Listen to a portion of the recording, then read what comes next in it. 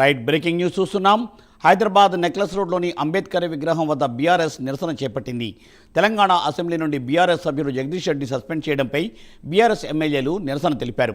స్పీకర్పై అనుచిత వ్యాఖ్యలు చేశారంటూ జగదీష్ రెడ్డి చర్యలు తీసుకున్నారు. బడ్జెట్ సెషన్ ముగిసే వరకు జగదీష్ రెడ్డిని సస్పెండ్ చేశారు. ఈ నేపథ్యంలో బీఆర్ఎస్ నేతలు నిరసన చేపట్టారు.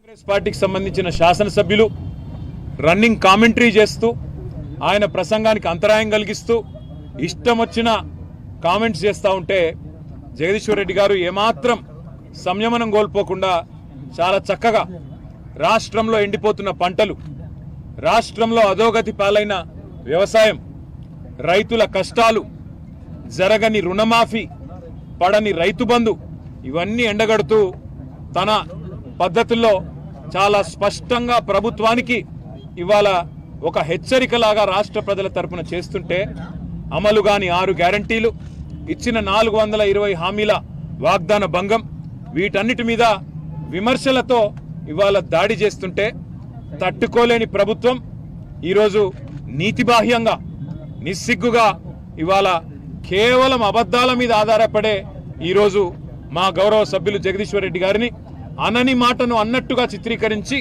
ఇవాళ సస్పెండ్ చేసే ప్రయత్నం చేసింది.